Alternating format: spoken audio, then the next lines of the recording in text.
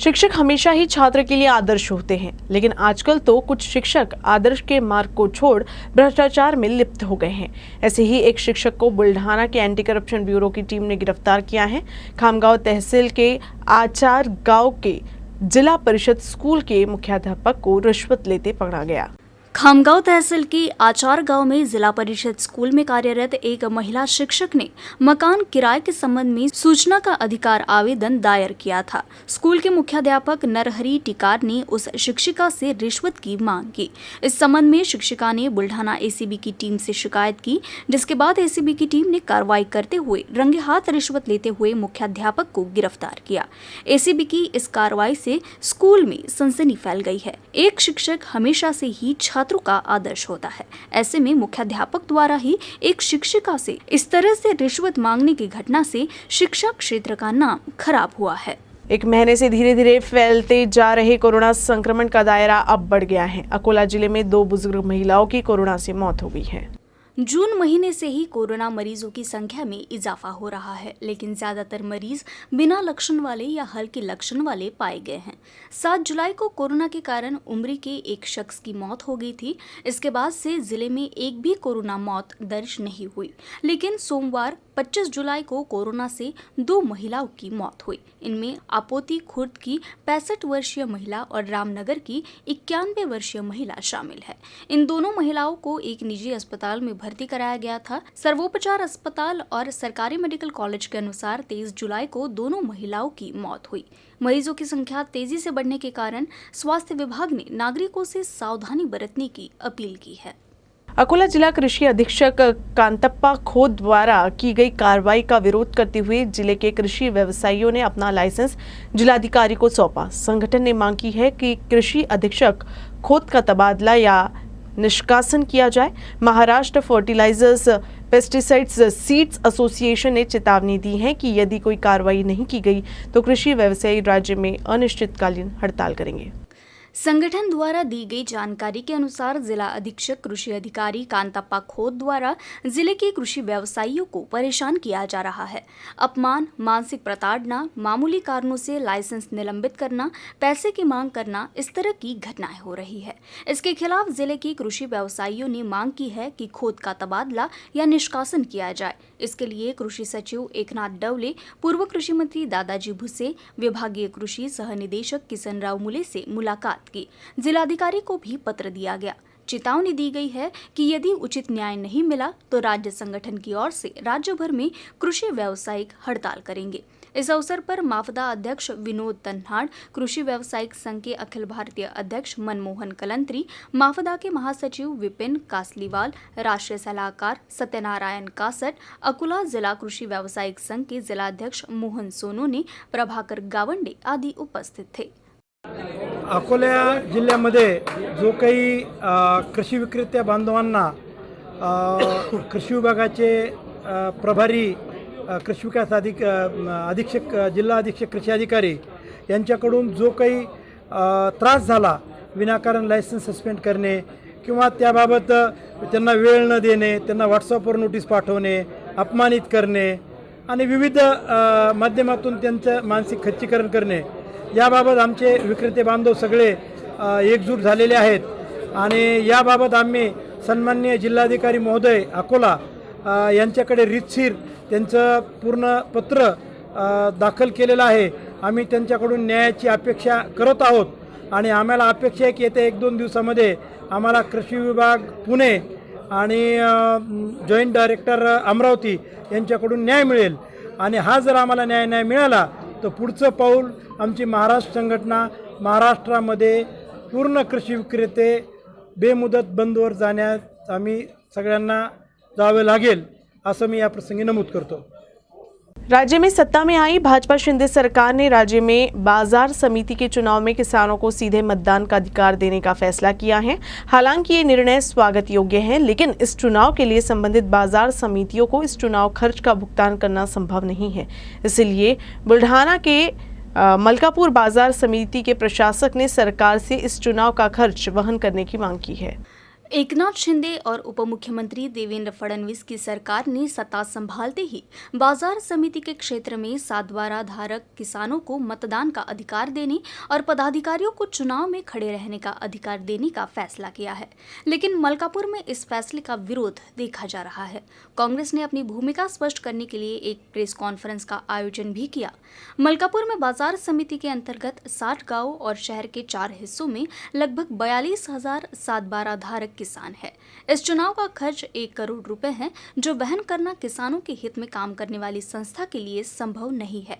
इसलिए press conference के जरिए मांग की गई कि इस पर गंभीरता से विचार करते हुए चुनाव खर्च किसान संगठन को अनुदान के रूप में दिया जाए। कृषि उत्पन्न बाजार समिति के चुनाव के बारे में जो ये सरकार ने निर्णय लिया है कि ये चुनाव प्रक्रिया पूरे जो काश्तकार है उनका 7/12 उन्होंने जो माल कृषि उत्पन्न बाजार समिति में बेचा है वो ग्राह्य धरते हुए उसकी मतदार यादी बनेगी और उसके बीच में से कृषि उत्पन्न बाजार समिति के संचालक चुन के आएंगे।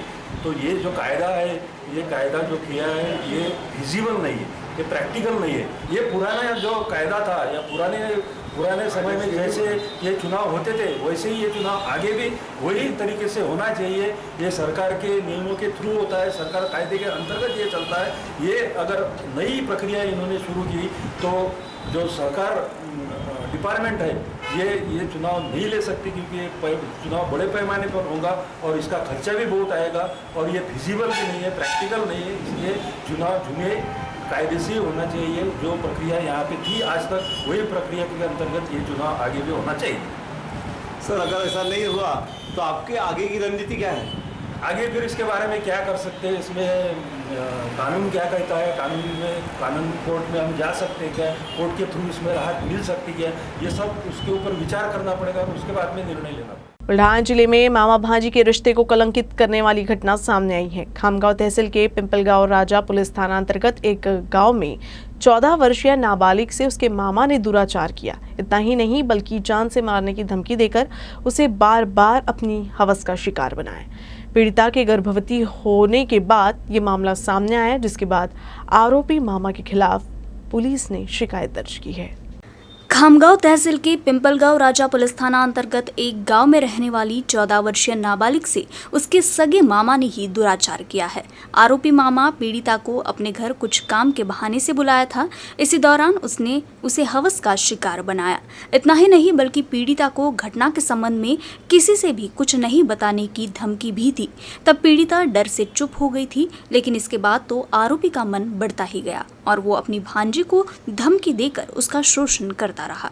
जब पीड़िता गर्भवती हुई तब उसकी मां को इस बारे में पता चला तो आरोपी के खिलाफ शिकायत दर्ज कराई गई। फिलहाल पुलिस मामले की जांच पड़ताल कर रही है। ईडी ने नेशनल हेराल्ड मामले की जांच के लिए कांग्रेस अध्यक्षा सोनिया गांधी को 26 जुलाई को तलब किया है। कांग्रेस अध्यक्षा सोनिया गांधी की जांच के दौरान कांग्रेस एक बार फिर विरोध कर रही है। देश भर में शांतिपूर्ण माहौल में आज सत्याग्रह आंदोलन हुआ। इसमें बुल्ढाना जिले के शेगांव स्थित तहसील कार्यालय परिसर में सत्याग्रह आंदोलन किया गया। नेशनल हेराल्ड मामले में प्रवर्तन निदेशालय ने सोनिया गांधी को पूछताछ के लिए नया समन्स भेजा है। तदनुसार उन्हें 25 जुलाई के बजाय 26 जुलाई को पेश होने के लिए कहा गया था। इससे पहले गुरुवार को ईडी ने सोनिया गांधी से पूछताछ की थी। पूछताछ करीब 3 घंटे तक चली। उस दिन भी कांग्रेस की ओर से जोरदार विरोध हुआ था। कांग्रेस ने ईडी की कार्रवाई को राजनीतिक प्रतिशोध करार दिया है और इसकी कड़ी निंदा की है। इस जांच के विरोध में कांग्रेस कार्यकर्ताओं के विरोध के बाद अब मंगलवार को पूरे देश में सत्याग्रह हो रहा है। इसमें कांग्रेस द्वारा घाट क्षेत्र के साथ बुल्ढाना जिले के शेगांव, खामगांव, मलकापुर, नांदुरा में भी सत्याग्रह आंदोलन चलाया गया। इस आंदोलन में जिला भर के नेताओं और कार्यकर्ताओं ने भाग लिया। अकोला रेलवे स्टेशन पर चलती ट्रेन में चढ़ते समय एक यात्री का पैर फिसल गया। गनीमत रही कि प्लेटफॉर्म पर गश्त कर रही रेलवे पुलिस की सतर्कता से यात्री की जान बच गई। रेल प्रशासन की ओर से यात्रियों को हमेशा सलाह दी जाती है कि ट्रेन शुरू होने के बाद यात्री ट्रेन में चढ़ने की कोशिश न करें, लेकिन रेल प्रशासन के निर्देशों की ओर अनदेखी करते हुए कुछ यात्री ऐसा करने की हिम्मत करते हैं और इसी हिम्मत से कभी-कभी उनकी जान पर भी बनाती है। ऐसा ही एक वाकया अकोला रेलवे स्टेशन पर हुआ है। 25 जुलाई को सुबह अमरावती सूरत एक्सप्रेस अकोला रेलवे स्टेशन के प्लेटफॉर्म नंबर 1 पर रुकी हुई थी। जब ये ट्रेन शुरू हुई तभी एक यात्री ने चलते ट्रेन में चढ़ने की कोशिश की, लेकिन इस दौरान उसका संतुलन बिगड़ गया और वो नीचे गिर गया। वो तो गनीमत रही कि प्लेटफॉर्म पर गश्त कर रहे police sub inspector Dilip Wankhede और कांस्टेबल विलास पवार ने सतर्कता दिखाते हुए यात्री की जान बचा ली। पूरा वाकया सीसीटीवी कैमरे में कैद हो गया है। हेपेटाइटिस बी और सी अधिक खतरनाक है और डॉक्टर से परामर्श लेना और इलाज करवाना आवश्यक है। पीलिया को लेकर समाज में जन जागरूकता जरूरी है। विश्व पीलिया दिवस की पृष्ठभूमि में अकोला में आयोजित जन जागरूकता से संबंधित पत्रकार परिषद में डॉक्टर शिवाजी ठाकरे ने जानकारी दी। देश में पीलिया से पीड़ित लोगों की एक बड़ी संख्या है। यदि पीलिया का ठीक से इलाज नहीं किया जाता है तो मरीज की मृत्यु होने की संभावना अधिक होती है। इसलिए सभी को पीलिया को समझने की जरूरत है। डॉक्टर शिवाजी ठाकरे ने कहा कि इस संबंध में समाज में जागरूकता जरूरी है। देश में हेपेटाइटिस के कारण हर साल 25 लाख मरीजों की मौत होती है। पीलिया में लीवर पर सूजन आती है। अब तक 5 प्रकार के वायरस की पहचान की गई है जिससे लीवर पर सूजन आती है। डॉक्टर ठाकरे ने कहा कि इन सब में हेपेटाइटिस बी बेहद खतरनाक है। हेपेटाइटिस बी से बचाव के लिए टीकाकरण की अधिक आवश्यकता है। हेपेटाइटिस यानी पीलिया का पता रक्त और मूत्र परीक्षण, liver function test, liver biopsy, liver x ray test और अल्ट्रासाउंड से लगाया जा सकता है। तर मी आज तुम्हाला लिव्हरबद्दल काही माहिती सांगू इच्छितो। लिव्हर आपल्या शरीरातील फार महत्त्वाचा अवयव आहे की जो आपली रोगप्रतिकारक शक्ती तसेच आपलं पचन संस्था रेग्युलेट करतो। तर लिव्हरला सुरक्षित ठेवण्यासाठी आपण काय करायला पाहिजे याच्याबद्दल मी काही सांगू इच्छितो। तर लिव्हरला सुरक्षित ठेवण्यासाठी आपण योग्य तो आहार घ्यायला पाहिजे, जसं की फॅट्स आणि कार्बोहायड्रेट हे कमी प्रमाणात घ्यायला पाहिजे। तसेच जे आपण पाणी पितो ते स्वच्छ पाणी प्यायला हवे, त्यामुळे आपल्याला हेपेटाइटिस ए आणि ईची लागण होण्याची शक्यता कमी राहील। त्याचप्रमाणे आपण जे काही व्यसनं आहेत जसं की अल्कोहोल, स्मोकिंग, तर हे सगळं बंद करायला हवे आणि जसे काही आयुर्वेदिक औषधी असतात तर त्या डॉक्टरांच्या सल्ल्याशिवाय कोणत्याच औषधी घेऊ नये। तर ह्या गोष्टी फार महत्त्वाच्या आहेत। तर तेच योग्य आहार, रेग्युलर एक्सरसाइज आणि व्यसन बंद, तर ह्या 3 गोष्टी खूप महत्त्वाच्या आहेत लिव्हरला निरोगी ठेवण्यासाठी। आणि सध्या लिव्हरसाठी 2 प्रकारचे व्हॅक्सिन्स अवेलेबल आहेत, जसं की हेपेटाइटिस ए आणि हेपेटाइटिस बीचं व्हॅक्सिन। तर हे फार स्वस्त व्हॅक्सिन्स आहेत, ते आपण लावून देऊ शकतो। जसं की हेपेटाइटिस एचं एकाच डोसचं व्हॅक्सिन आहे आणि हेपेटाइटिस बीचं 3 डोसचं व्हॅक्सिन आहे। तर या व्हॅक्सिन्सनी बऱ्यापैकी आपण ए आणि बी आपल्याला होणार असते। अकोला के डाबकी रोड इलाके में कैनाल रोड की मरम्मत के लिए शिवसेना द्वारा रास्ता रोको आंदोलन किया गया था।